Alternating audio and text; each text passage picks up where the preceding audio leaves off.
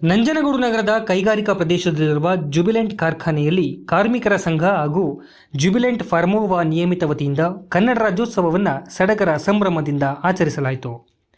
ಗೀತರಚನೆಕಾರ ಹಾಗೂ ಖ್ಯಾತ ಗಾಯಕ ಆರ್ ರವಿಕುಮಾರ್ ಕನ್ನಡ ರಾಜ್ಯೋತ್ಸವ ಕಾರ್ಯಕ್ರಮವನ್ನು ಜ್ಯೋತಿ ಬೆಳಗುವ ಮೂಲಕ ಉದ್ಘಾಟಿಸಿ ಮಾತನಾಡಿದ ಅವರು, ಕನಕದಾಸ, ಪುರಂದರದಾಸ, ಬಸವಣ್ಣ, ಅಕ್ಕಮಹಾದೇವಿ ಮುಂತಾದ ಮಹನೀಯರು ಸೇರಿದಂತೆ ನಮ್ಮ ಜನಪದರ ಕಾವ್ಯ ಗುಣಗಳಿಂದ ಸಮೃದ್ಧವಾದ ಭಾಷೆ ಕನ್ನಡ. ಮಾತನಾಡಿದಂತೆ ಬರೆಯುವ, ಓದಿಸಿಕೊಳ್ಳುವ ಭಾಷೆ ಕನ್ನಡ ಮಾತ್ರ ಎಂಬುದು ಕನ್ನಡ ಭಾಷೆಯ ಹೆಗ್ಗಳಿಕೆ. ದೇಶದ ಎಲ್ಲ ಭಾಷೆಯ ಸಂಸ್ಕೃತಿಯ ಜನರನ್ನ ನಮ್ಮವರಂತೆ ಒಪ್ಪಿಕೊಳ್ಳುವ, ಒಳಗೊಳ್ಳುವ ವಿಶಾಲ ಹೃದಯಗಳು ಕನ್ನಡಿಗರು. ಕನ್ನಡ ಭಾಷೆ ಸಾಹಿತ್ಯ ಕ್ಷೇತ್ರಕ್ಕೆ ಇತರ ಸಹೋದರ ಭಾಷೆಯ ಜನರ ಕೊಡುಗೆಯು ಅಪಾರವಾಗಿದೆ. ಪ್ರಸಿದ್ಧ ಚಲನಚಿತ್ರ ಹಿನ್ನೆಲೆ ಗಾಯಕ ಎಸ್ ಪಿ ಬಾಲಸುಬ್ರಹ್ಮಣ್ಯಂ ನಾನು ಬರೆದ ಹಾಡನ್ನು ಕನ್ನಡದಲ್ಲಿ ಬರೆದುಕೊಂಡು ಸಾಹಿತ್ಯ ತಪ್ಪಗಿದ್ದರೆ ತಿದ್ದುವಷ್ಟು ಕನ್ನಡ ಭಾಷೆಯಲ್ಲಿ ಪ್ರಾವೀಣ್ಯತೆ ಹೊಂದಿದ್ದರು.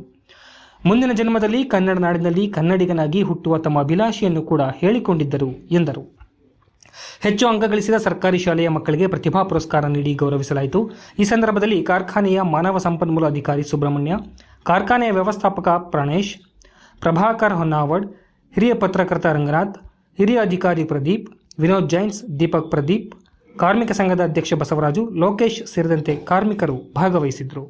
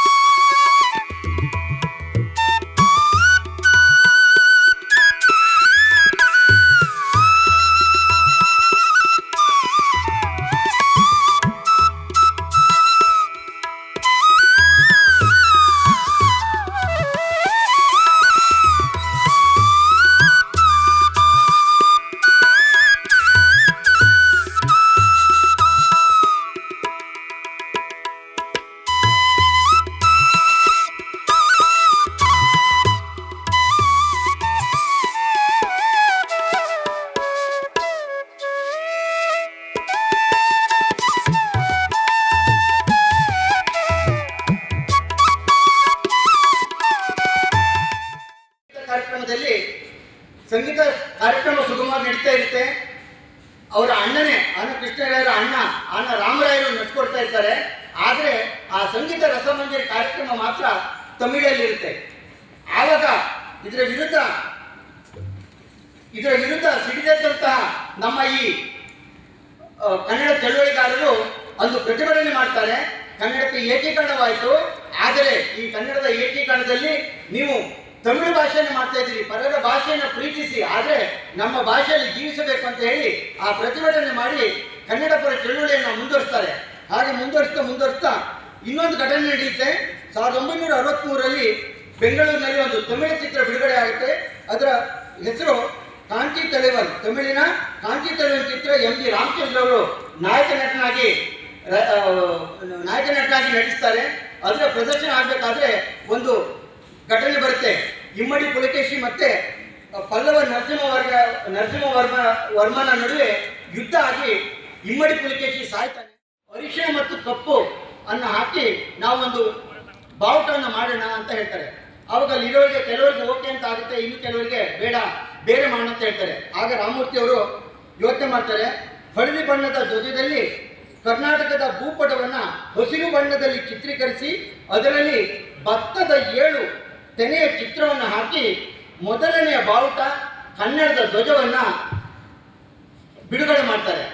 ಇದನ್ನು ನೋಡಿ ಕೆಲವರಿಗೆ ತುಂಬ ಚೆನ್ನಾಗಿದೆ ಅಂತ ಹೇಳಿದರೆ ಇನ್ನೂ ಕೆಲವರಿಗೆ ಚೆನ್ನಾಗಿದೆ ಅನ್ಸೋದಿಲ್ಲ. ಯಾಕಂದರೆ ನಾವು ಕನ್ನಡದವರು ಶಾಂತಿ ಪ್ರಿಯರು, ತ್ಯಾಗಮಯಿಗಳು, ಉತ್ತಮ ಮನೋಭಾವವುಳ್ಳವರು. ಆದರೆ ಬರೀ ಶಾಂತಿ ಮಾತ್ರ ಸಾಕಾಗೋದಿಲ್ಲ, ಕ್ರಾಂತಿನೂ ಕೂಡ ಬೇಕು ಅಂತ ಹೇಳಿ ಅರಿಶಿಣ ಮತ್ತು ಕೆಂಪು ಅಂದರೆ ಕುಂಕುಮ, ಅರಿಶಿಣ ಮತ್ತು ಕುಂಕುಮ, ಈ ಅರಿಶಿಣ ಕುಂಕುಮ ನಮ್ಮ ಕನ್ನಡ ತಾಯಿ ನಿತ್ಯ ಸುಮಂಗಲಿ ಮುತ್ತೈದೆ ಇದರ ಸಂಕೇತ. ಹಾಗಾಗಿ ನಾವು ಅರಿಶಿಣ ಮತ್ತು ಕೆಂಪನ್ನು ಅಂದರೆ ಶಾಂತಿ, ಕ್ರಾಂತಿ ಮತ್ತು ತ್ಯಾಗದ ಮನೋಭಾವವಾಗಿ ಹಳದಿ ಮತ್ತು ಕೆಂಪನ್ನು ನಮ್ಮ ಬಾವುಟವಾಗಿ ಬರುತ್ತೆ.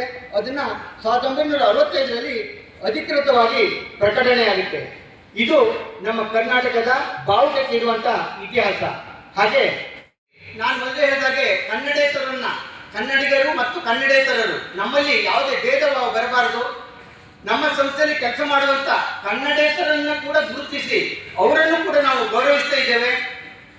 ಕನ್ನಡದಲ್ಲಿ ಅತಿ ಹೆಚ್ಚು ಅಂಕಗಳನ್ನು ಪಡೆದಂಥ ನಮ್ಮ ವಿದ್ಯಾರ್ಥಿಗಳು, ನಮ್ಮ ಕಾರ್ಮಿಕರ ಮಕ್ಕಳ ವಿದ್ಯಾರ್ಥಿಗಳಿಗೆ ಪ್ರೋತ್ಸಾಹಧನವನ್ನು ನೀಡುವಂಥದ್ದು, ಅವರನ್ನು ಪ್ರೋತ್ಸಾಹಿಸುವಂತೆ ಬೆಂಬಲ ಕೊಡುವಂಥದ್ದು, ನೆರೆಹೊರೆಯ ಸರ್ಕಾರಿ ಶಾಲೆಗಳಲ್ಲಿ ಕಲಿಯುತ್ತಿರುವಂಥ ವಿದ್ಯಾರ್ಥಿಗಳಿಗೆ ಕನ್ನಡದಲ್ಲಿ ಅತಿ ಹೆಚ್ಚು ಅಂಕ ಗಳಿಸಿದವರನ್ನು ಪರಿಗಣಿಸಿ ಅವರಿಗೆ ಪಾರಿತೋಷಕವನ್ನು ನೀಡುವಂಥದ್ದು, ಹಾಗೂ ಕನ್ನಡ ರಾಜ್ಯೋತ್ಸವ ಪ್ರಶಸ್ತಿ ವಿಜೇತರಾದವರನ್ನು ಕರೆದು ಗೌರವಿಸಿ ಸನ್ಮಾನಿಸಿ ಈ ಕನ್ನಡತನವನ್ನು ನಾವು ಬೆಳೆಸಿಕೊಂಡು ಬರ್ತಾ ಇದ್ದೇವೆ. ಅದಕ್ಕೆ ಹೇಳ್ತಾರೆ, ಕಲಿಯೋಕ್ಕೆ ಕೋಟಿ ಭಾಷೆ, ಆಡೋಕ್ಕೆ ಒಂದೇ ಭಾಷೆ, ಅದೇ ಕನ್ನಡ. ಅದು ಹೇಳಿದಾಗ ಕನ್ನಡ ಅಂದರೆ ಏನು? ಕನ್ನಡ ಅಂದರೆ ಕಷ್ಟದಲ್ಲೂ ನಗುವುದನ್ನು ದಟ್ಟನು ಹೇಳಿಕೊಟ್ಟಂಥ ಭಾಷೆ ನಮ್ಮ ಕನ್ನಡ ಭಾಷೆ. ಈ ಕನ್ನಡ ಭಾಷೆಗೆ ಸಾವಿರಾರು ವರ್ಷಗಳ ಇತಿಹಾಸವಿದೆ, ಚಾರಿತ್ರ್ಯವಿದೆ, ಸೊಬಗಿದೆ, ವೈಶಿಷ್ಟ್ಯತೆ ಇದೆ. ಈ ಕನ್ನಡ ನಾಡಿನಲ್ಲಿ ಹುಟ್ಟಿದಂಥ ನಾವು ಧನ್ಯರು ಮತ್ತು ಪುಣ್ಯಾತ್ಮರು.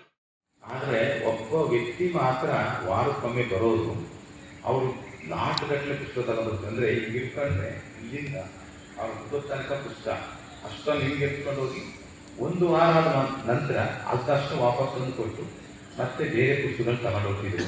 ಅದಷ್ಟು ನಮಗೆ ಬಾಡಿಗೆ ಅಂತ ಕೊಡ್ತಿದ್ರು. ಇವಯ್ಯೇ ಓದ್ತಾನೆ ಇದ್ದೀನಿ, ಇಷ್ಟೊಂದು ಪುಸ್ತಕ ತಗೊಂಡು ಹೋಗ್ತಾನೆ, ಮತ್ತೆ ತಂದು ಕೊಟ್ಟು ಆ ವ್ಯಕ್ತಿ ಅದೆಷ್ಟು ಸಲ ಈ ಕೈಯನ್ನು ಕುಳಿತಿದ್ದಾರೆ, ನಮಗೆ ಈ ಕೈಯನ್ನು ಹಿಡಿದಿದ್ದಾರೆ ಗೊತ್ತಾ? ನನಗೆ ನಿಜವಾಗಲೂ ಅಂಥ ವ್ಯಕ್ತಿ ಮತ್ತೊಬ್ಬರು ಸಿಗಲಿಲ್ಲ ಕಂಡ್ರೆ, ಇನ್ನೂ ಬರಲಿಲ್ಲ ಕಂಡ್ರೆ ಅಂತ ತಮ್ಮ ಅಳಲನ್ನು ತೋರಿಸ್ಕೋತಾರೆ. ಪುಸ್ತಕ ಓದೋದೇ ಕಮ್ಮಿ ಆಗಬೇಕಂದ್ರೆ ಈಗ ಅಂತ. ಅದು ಯಾರ ವ್ಯಕ್ತಿ ಅಂತಂದಾಗ ಅವರೇ ಡಾಕ್ಟರ್ ಅಂಬೇಡ್ಕರ್ ಅವರು ಅಂತ ಹೇಳ್ತಾರೆ. ಅದು ನಮಗೆ ನಿಜವಾಗ್ಲೂ ಪುಸ್ತಕ ಪ್ರೇಮವನ್ನು ಬೆಳೆಸ್ಕೊಂಡ್ರೆ ಅಷ್ಟೊಂದು ಮಟ್ಟಿಗೆ ಬೆಳೆಸ್ಕೋಬೇಕು, ಅಷ್ಟರ ಮಟ್ಟಿಗೆ ಅಂತ ಅನಿಸುತ್ತೆ ನಿಜವಾಗ್ಲೂ.